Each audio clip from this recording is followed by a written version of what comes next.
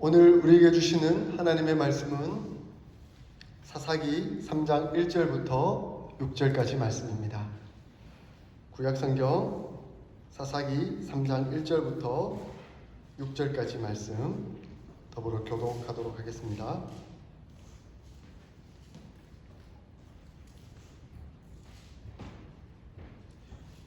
여호와께서 가나안의 모든 전쟁들을 알지 못한 이스라엘을 시험하려 하시며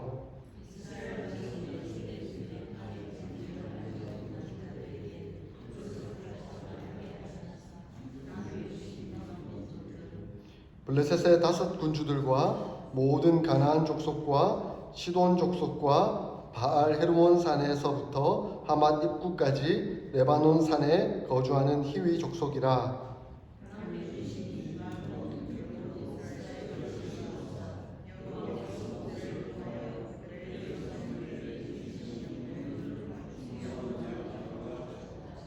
그러므로 이스라엘 자손은 가나안 족속과 헷 족속과 아모리 족속과 브리스 족속과 히위 족속과 여부스 족속 가운데에 거주하면서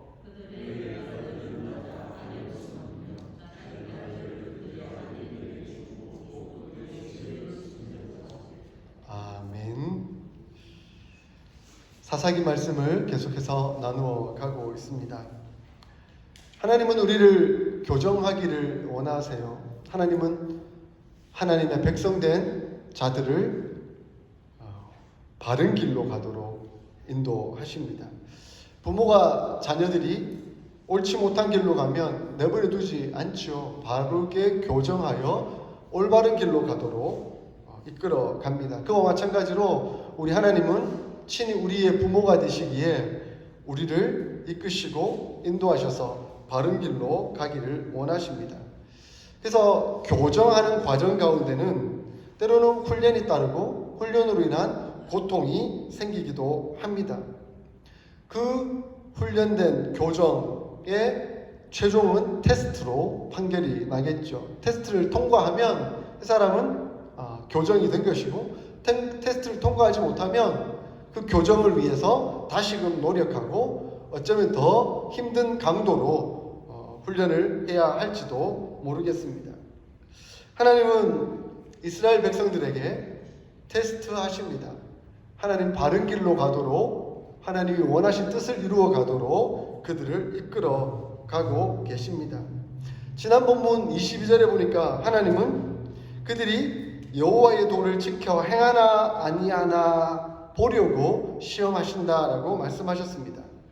오늘 본문 4절에는 이스라엘을 시험하사 여호와께서 모세를 통하여 그들 조상에게 이르신 명령들을 순종하는지 안 하는지 알고자 시험하신다라고 말씀하고 있습니다.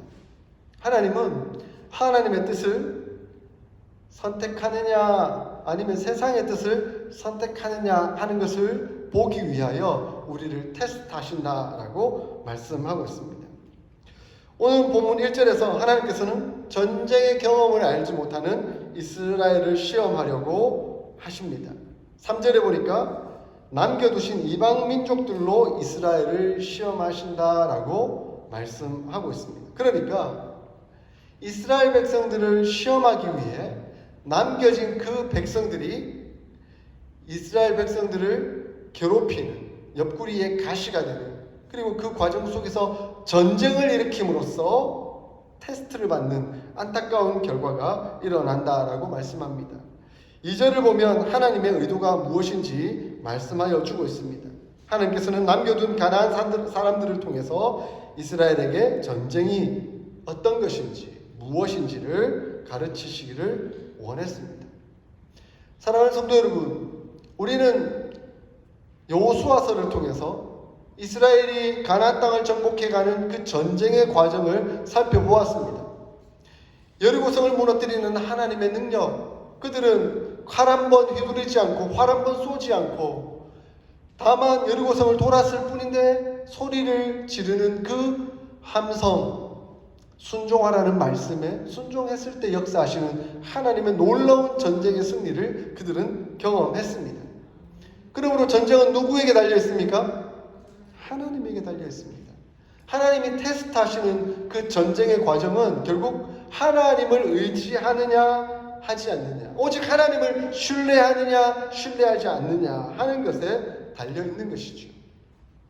그러므로 전쟁을 통해서 교육하시고자 교정하시고자 하신 하나님의 목적은 그들로 하여금 하나님만 의지하도록, 하나님만 의지해서 하나님께서 그들에게 명령하신 그 말씀을 순종하고 맡겨주신 그 사명에 충실하도록 하기 위함이었습니다.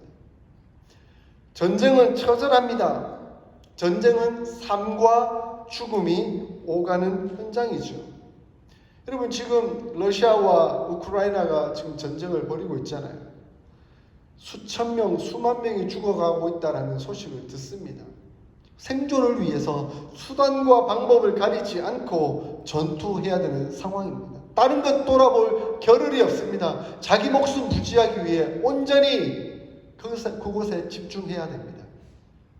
이렇듯 전쟁은 내 생존을 넘어서서, 삶과 죽음의 과정을 넘어서서 하나님만 바라보고 의지해야 하는 곳이 바로 전쟁입니다. 이렇듯 하나님은 시험이라는, 테스트라는 전쟁을 통해서 그들이 정말 하나님만 의지하느냐 의지하지 않느냐 하는 것을 보려고 하고 계십니다.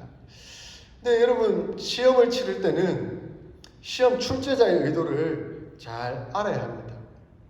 안타깝게도 이스라엘 백성들은 본문을 보니까 점점 실패하고 있어요. 시험을 통과하지 못하고 있는 과정을 봅니다. 하나님께서 이 테스트를 내린, 이 시험을 내린 의도가 무엇일까요? 그것을 그들은 정확하게 알고 있어야만 합니다. 그러니까 시험을 잘 치르기 위해서는, 그 테스트를 잘 통과하기 위해서는 출제자가 그 출제한 의도를 무엇인지 하는 것을 잘 파악하고 그 출제자의 의도에 맞게 준비를 하고 그것을 실행해 나갈 때 비로소 그 시험을 통과할 수가 있게 되는 것이죠. 제가 신학대원 다닐 때 교회론 수업을, 조직신학 중에 교회론 수업을 열심히 들었습니다. 이제 기말고사 기간이 되었어요. 기말고사 시험을 치러 나왔는데 교회론을 공부했는데 그 조직신학 교수님께서 시험 문제를, 시험지를 큰 용지 한 장을 주면서 맨 윗줄에 단 한 줄 시험 문제가 나와 있었습니다. 신학대학원에서 성찬식이 가능하냐? 교회론 수업인데 단 한 줄 문제가 나온 거예요. 신학대학원에서 성찬식이 가능하냐라는 그 한 질문을 던진 거예요. 답을 잘 써야 되겠죠. 출제자의 의도가 뭐겠어요? 출제자의 의도를 모르면 자기 나름대로 신학대학원에서 성찬식이 가능한가? 가능하다. 아니 불가능하다. 그렇게 답을 적었으면 그 사람 F입니다. 낙제입니다. 이 문제의 의도는 뭐냐면 신학대학원이 교회인가라는 것. 왜냐하면 성찬식은 교회에서 이루어져야 하기 때문에 그렇습니다. 그러므로 교수님의 의도는 신학대학원이 교회인가 하는 것을 질문하고 있는 겁니다. 그리고 신학대학원이 교회이기 위해서는 그럼 교회란 무엇인가? 교회의 개념이 뭐고 교회의 구성 요건이 뭐고 하는 그런 내용들을 하나하나 다 쓰고 난 다음에 신학대학원은 교회이므로 성찬식이 가능하다. 아니면 신학대학원 교회가 아니므로 성찬식이 불가능하다라고 답을 써야만 했던 것이죠. 그러면 그 큰 용지 속에 써야 될 게 엄청나게 많지 않겠습니까? 단 한 줄의 문제가 나왔지만 써야 될 내용 앞뒤 빽빽하게 교회란 무엇인가부터 시작해서 교회의 구성 요건, 그래서 그러면 신학대학원은 교회인가? 라는 문제까지 하고 그럼 성찬식은 가능한가? 라는 답까지 내려야만 했던 것이죠. 그럼 출제자의 의도가 명확한 거죠. 근데 그걸 파악하지 못하면 낙제가 되는 것이죠. 저는 성적을 뭐 받았을까요? 나중에 교재 시간에 제가 알려드리겠습니다. 안타깝게도 이스라엘 백성들은 낙제하고 있습니다. 그것도 점진적으로 낙제하는 과정을 볼 수가 있습니다. 오늘 본문 5절, 6절을 보면 그들의 안타까운 모습이 드러나고 있습니다. 우리 5절, 6절 같이 한번 읽어볼까요? 시작. 그러므로 이스라엘 자손은 가나안 족속과 헷 족속과 아모리 족속과 브리스 족속과 히위 족속과 여부스 족속 가운데 거주하면서 그들의 딸들을 맞아 아내로 삼으며 자기 딸들을 그들의 아들들에게 주고 또 그들의 신들을 섬겼더라. 국어 공부를 열심히 하다 보면 점층법이라는 게 있어요. 점층법이란 뭐냐면 작고 연약한 느낌이나 대상에서 점점 크고 강한 것으로 변화하며 표현하는 방법입니다. 지금 사사기 저자는 이스라엘의 현실을 이러한 문법적 표현으로 직시하고 있는 것입니다. 5절을 한번 보세요. 5절에 보니까 그들이 거주하였다라고 말합니다. 근데 6절 상반절에 보니까 그들이 맞기도 하고 주기도 하면서 6절 하반절에 결국 그들의 신을 섬기는 경지에까지 이르게 되는 것이죠. 처음에는 함께 거주하는 것으로 시작을 했습니다. 그런데 점점 그들의 딸들을 나의 며느리로 삼기도 하고 내 아들을 그들에게 주기도 하고 하는 문화적 교류가 오고 가다가 결국 최종적으로는 그들의 신을 섬기는 자리까지 이르게 되는 안타까운 결과를 보여주고 있습니다. 저는 이 본문을 묵상하면서 시편 1편이 떠오르더라고요. 복 있는 사람은 악인의 꾀를 쫓지 아니하며 오만한 자의 자리에 앉지 아니하며 죄인의 길에 서지 아니하며 오만한 자의 자리에 앉지 아니하니라. 1장 1절의 말씀이 생각이 나더라고요. 딱 시편 1편의 그 말씀의 내용이 점층법을 사용하고 있는 것이죠. 복 있는 사람은 악인의 꾀를 따르지 않습니다. 아예 쫓아가지 않습니다. 그 다음 죄인들의 길에 서지도 않습니다. 그러나 오만한 자의 자리에 앉지도 않는 것이죠. 그런데 죄악된 사람은 처음에는 그런가 보다 하면서 따라가기 시작합니다. 따라가다가 익숙해지면 서서 구경하는 것이죠. 괜찮은가 보다. 그러다가 거기에 눌러 앉아버려요. 죄란 바로 그러한 문제로 만들어가고 있는 것입니다. 결국 실패가 점점 악화되어 가고 있는 것을 보게 됩니다. 더불어 살면서 자식들을 서로 주고받으며 결혼시키다 보니 자신들의 정체성은 사라지고 자신들의 사명이 무엇인지 하는 것은 잃어버리고 결국 그들의 신을 섬기고 그들의 문화를 받아들여버리는 결과에 이르게 되는 것입니다. 하나님은 이스라엘 백성들을 왜 애굽의 종되었던 모습에서 불러내셨을까요? 그들로 하여금 하나님의 친히 백성 삼으시고 존귀한 그리고 거룩한 하나님의 빛을 비춰 나가도록 하기 위해서 그들을 불러내셨습니다. 친히 자기 백성 삼으셨습니다. 그러므로 가나안 땅에 들어가서 두 가지 사명, 가나안 거민들을 내어 쫓고 결코 그들의 문화를 본받지 아니하는 것을 사명으로 주셨습니다. 그러나 안타깝게도 그들은 그들의 이기적인 목적에 따라 돈을 많이 벌고 그들을 종삼아서 경제적 유익을 얻을 수 있겠다라는 합리적 생각에 빠지게 됨으로 말미암아 오히려 하나님 앞에서 범죄하게 되는 안타까운 결과가 나타나게 됩니다. 그리고는 어떻게 했습니까? 바알과 아스타롯을 섬기게 되고 그 바알과 아스타롯을 잘 섬기는 방법이 성행위를 하는 거거든요. 그 신전에 가가지고. 그렇게 성행위를 하면 그 부부가 풍성한 것을 준다라고 생각하는 그런 저질스럽고 안타까운 잘못된 문화를 이스라엘 민족이, 이스라엘 백성이 그대로 받아들이고 따라가 버리는 안타까운 결과가 나타나게 된 것이죠. 사랑하는 성도 여러분, 죄가 이렇습니다. 죄인이 거룩한 사람을 타락시키는 일이 거룩한 사람이 죄인을 온전케 하는 것보다 훨씬 쉬운 것 같습니다. 그러므로 우리는 정신 바짝 차려야 합니다. 의인이 쉽게 죄에 물들게 되어 있습니다. 죄인이 의인이 되기가 참 힘듭니다. 여러분, 우리 자녀들 보셨잖아요. 아기가 태어나면 가만 내버려 두면 저절로 의인이 되든가요, 저절로 죄인이 되든가요. 교정하지 않고 가만 내버려 두니까 애들이 어떤 방식으로 흘러가든가요. 못된 짓 해놓고 너 왜 그랬어? 그러면 안 했는데요. 거짓말을 가르쳐주지도 않았는데 하고 있는 그런 우리 아이들의 모습을 보지 않습니까? 인간은 가만 내버려 두면 교정하지 아니하면 계속해서 악한 길로 나아갈 수밖에 없는 것입니다. 우리가 하나님 앞에 부름을 받았습니다.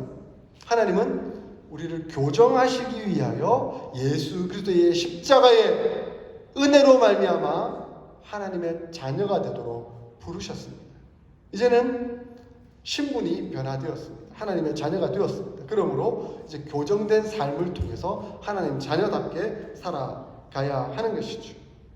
그래서 히브리서 저자는 12장 1절 2절에서 이렇게 말씀하고 이러므로 우리에게 구름같이 둘러싼 허다한 증인들이 있으니 모든 무거운 것과 얼매이기 쉬운 죄를 벗어버리고 인내로써 우리 앞에 당한 경주를 하며 믿음의 주요 온전케 하시는 이인 예수를 바라보자. 그는 그 앞에 있는 기쁨을 위하여 십자가를 참으사 부끄러움을 개의치 아니하시더니 하나님의 보좌 우편에 앉으셨느니라 라고 말씀하고 있습니다. 히브리서 저자가 우리에게 가르쳐주고 있지 않습니까? 이 안에 믿음과 사랑과 소망이 다 들어있습니다. 믿음의 주요 온전케 하시는 예수님을 바라보는 그 믿음, 그것에서 출발하여서 십자가를 참으사 부끄러움을 개의치 아니하신 예수님을 따르는 사랑, 십자가의 사랑 뿐만 아니라 하나님의 보좌 우편에 계신 예수님과 더불어 천국에서 누리게 될 영광을 규대하며 인내하며 우리에게 마땅히 담당해진 그 경주를 최선을 다해 인내하며 달려가는 그 싸움을 싸워가는 것, 그것이 바로 신앙생활이고 믿음생활이라는 것을 우리에게 말씀하여 주고 있습니다. 이러한 믿음과 사랑과 소망의 삶을 살기 위해서는 우리의 모든 무거운 것과 얼매기 쉬운 죄를 벗어버려야 합니다. 말씀 준비하다가 히브리서를 읽으니까 마침 제가 이 사사기 강의하기 전에 히브리서를 강의했지 않습니까? 그래서 저도 내가 이때 무슨 말씀을 잘 전했을까 하면서 제가 전했던 설교를 다시 찾아봤어요. 찾아봤더니 그때 제가 오늘 쓴 칼럼의 내용을 예화로 들었더라고요. 여러분이 마라톤을 한다고 생각해 보십시오. 지금 마라톤 경주자가 경주하기 위해서 지금 출발선에 섰는데 제가 그때 한국에서 5km 단축 마라톤 뛰기 위해서 좋은 추리닝 사입고 5월달에 날씨가 산산하니까 좋은 추리닝 긴 옷 사입고 열심히 뛰려고 출발선에 섰는데 1km 뛰자마자 막 그 추리닝 안에 온 몸에 땀이 배이고 그래서 너무 더워서 위통을 벗었어요. 근데 새로 산 추리닝 버릴 수도 없으니까 그거 들고 뛴다고 얼마나 힘들었는지 모르겠습니다. 그리고 한 예화를 더 들었죠. 제가 테니스 치러 갔는데 아내가 끓여준 맛있는 칼국수가 있어가지고 지금 테니스 치러 가야 되는데 칼국수 맛있다고 한 그릇 먹고 한 그릇 더 먹자 해가지고 2그릇 먹고 갔다가 죽을 뻔한 이야기를 제가 들은 적이 있습니다. 욕심을 부리면 그 욕심이 사명을 잃어버리도록 만듭니다. 욕심이 목적을 상실하게 만들어 버리는 것이죠. 지금 이스라엘 백성들은 하나님께서 출제하신 이 테스트의 의도가 무엇인지를 모르고 경제적인 부와 이득을 얻기 위해서만 테스트를 하고 있는 거예요. 그러니까 겉옷을 덧입은 마라톤 선수와처럼 아니면 중요한 경기를 앞두고 막 폭식을 하는 욕심꾸러기처럼 그 일에 실패하고 마는 것이죠. 자꾸 세상적인 방법, 세상적인 생각, 경제적인 이득 따지다가 하나님이 말씀하신 말씀이 뭔가, 하나님께서 우리에게 사명으로 주신 것이 무엇인가, 그것은 기억하지 못하고 잃어버리고 만다면 결국 시험에는 실패하게 되어 있습니다. 결국 그들이 올무가 되고 옆구리에 가시가 되어서 끊임없이 괴롭히게 되는 것이죠. 시험에 패스 못하면 어떻게 됩니까? 패스할 때까지 고통당해야 되죠. 그 시험을 통과할 때까지 계속 해야 되는 거잖아요. 얼마나 한 방에 딱 시험 통과하고 좀 편안하면 좋은데 패스 못하고 또 고통당하고 패스 못하고 또 고통당하고 모든 무거운 것과 얽매이기 쉬운 죄를 벗어버려야 합니다. 하나님 앞에서 다 내려놓아야 하는 것이죠.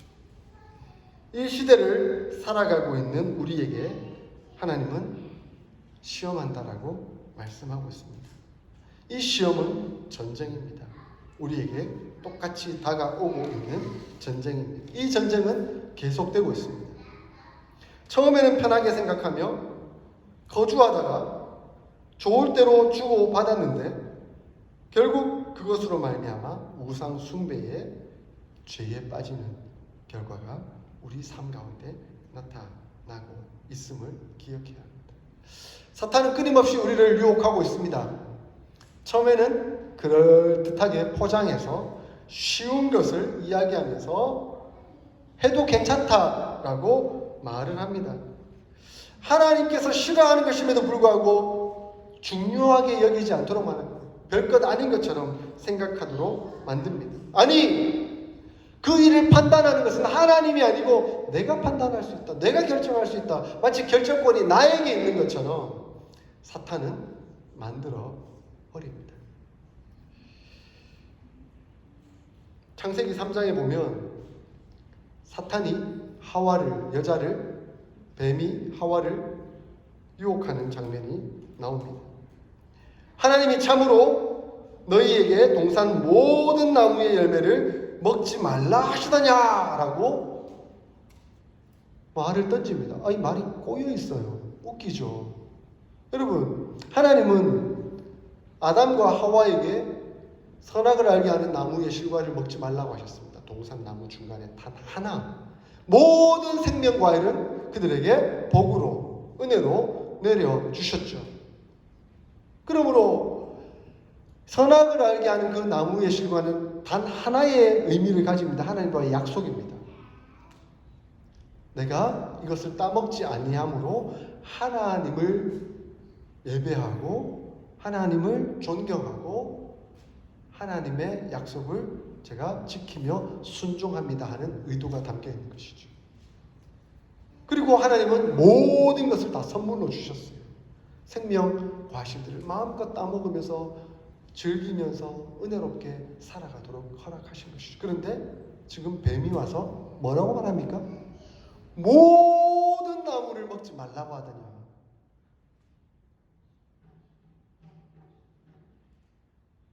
꼬고 있는 것이죠.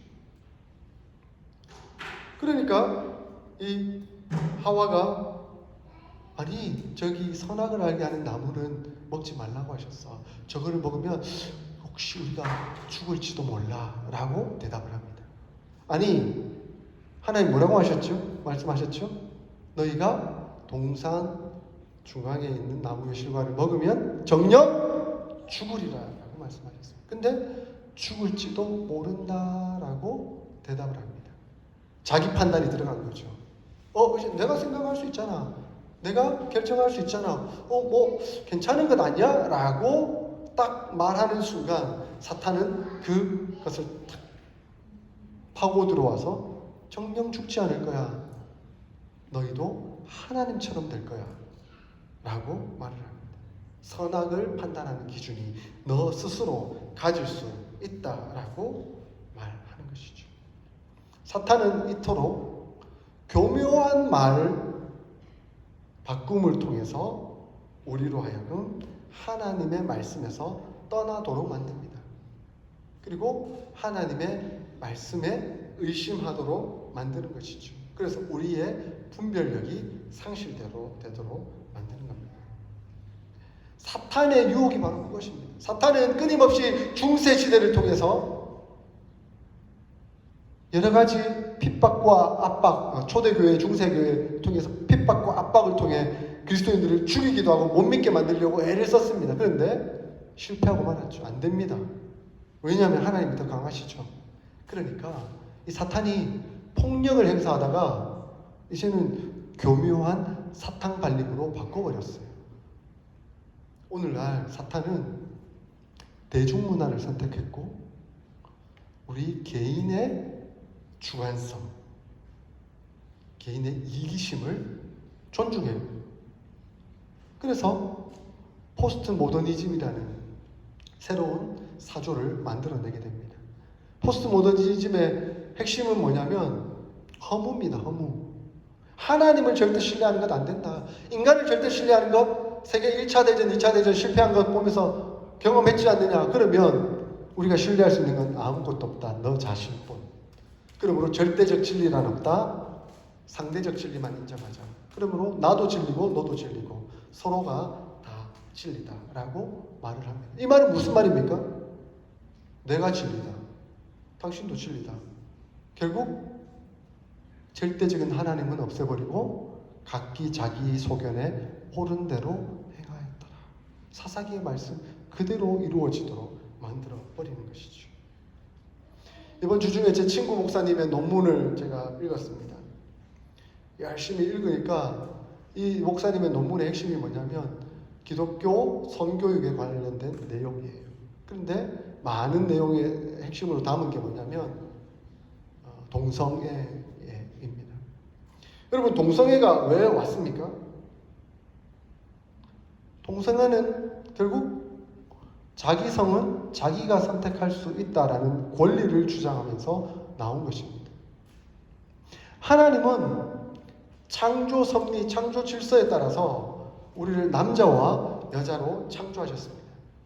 하나님의 절대적인 권능의 능력으로 그것을 만드신 것이죠. 그런데 이제 인간이 스스로 결정할 수 있고 스스로 선택할 수 있다라고 말을 하니까 자기 성은 자기가 선택할 수 있다. 내가 남자로 태어나서도 내가 여자성을 선택하면 내가 여자가 되는 거야. 자기 스스로 결정권을 갖도록 만들어버린 것이죠. 여자로 태어났어도 내가 남자라면 난 남자야. 그렇게 말하도록, 주장하도록 해버린 것이죠. 자기 소견에 옳은 대로 행하였더라. 그래서 제가 찾아보니까 뉴욕에서는 성이 31가지래요. 자기가 선택할 수 있는 성이. 그래서 어떤 사람은 뭐 남성이라고 생각하면 남성이고 여성이라고 생각하면 여성이고 그 다음 뭐 나는 남자와 여자 다 공존하는 성을 가지고 있다고 생각하면 그대로 인정해 준다는 거예요. 그렇게 체크하도록. 비단 이것은 현대에 일어나는 동성애의 문제 이야기이긴 하지만 실제로 우리 삶 가운데 모든 문제가 그대로 일어나는 것일 수도 있습니다. 사탄은 너가 가진 성의 권리를 주장할 수 있어 라는 그 한 가지를 틈타서 우리를 완전 동성애로 이끌어 버렸던 것처럼 이제는 우리 자신들로 하여금 하나님 앞에서 내가 폭언 한마디 하고 내 감정 상황도 한마디 표현하고 하는 그것이 용납이 되면서 나중에는 더 큰 욕설 그리고 내 말로 사람을 죽일 수 있을 만큼의 말로 허용되는 그 과정까지 나가도록 만들어버리는 거죠. 그리고 한두 번 여러분 그 데이트 폭력이란 말 들어보셨어요? 친구들끼리 그러니까 둘이 연인 사귀다가 뭐 나무젓가락으로 장난친다고 이렇게 툭툭 때리다가 그것이 손바닥이 되고 나중에 주먹이 되고 발길질이 되고 점점 커지는 폭력 행위로 발전되도록 만들어버리는 거예요. 이것이 다 사탄이 한두 마디 허용하도록 만들면서 더 커지도록 점층법이죠. 점층법. 좁게 만들다가 서게 만들고 완전히 거기에 눌러 앉아버리도록 만드는 그런 사탄의 전략이 지금 사사기에 그대로 이루어지고 있는 것입니다. 사랑하는 성도 여러분, 우리는 우리 자신을 늘 기억해야 합니다. 우리는 누구입니까? 우리는 하나님의 백성입니다. 그리고 예수 그리스도의 제자입니다. 하나님의 백성, 하나님의 거룩한 백성인 것과 예수님의 온전한 제자라는 것을 한순간도 놓치지 않기를 소원합니다.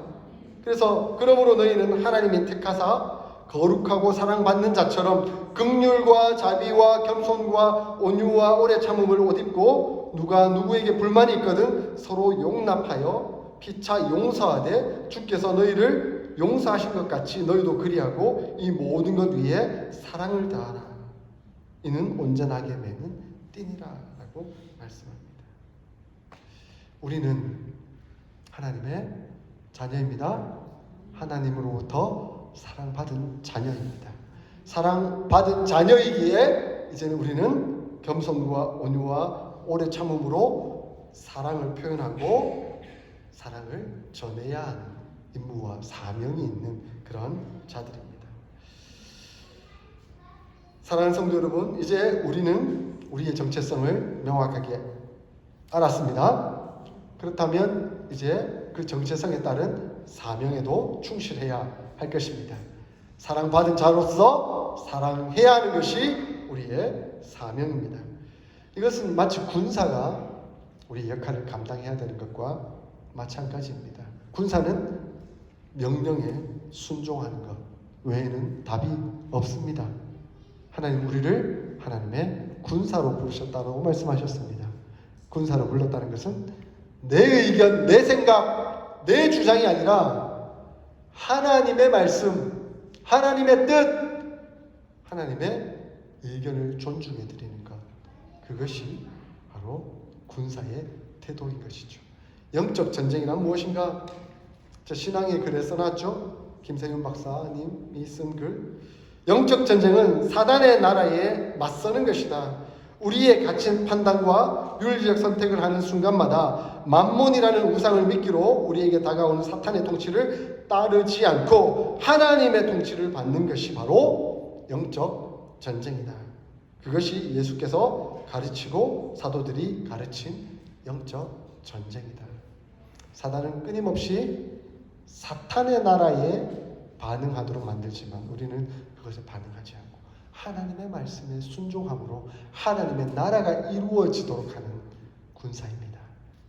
군사로서 영적 전쟁에서 승리해 나가는 저와 여러분들 다 될 수 있기를 주의 이름으로 축원드립니다. 아멘.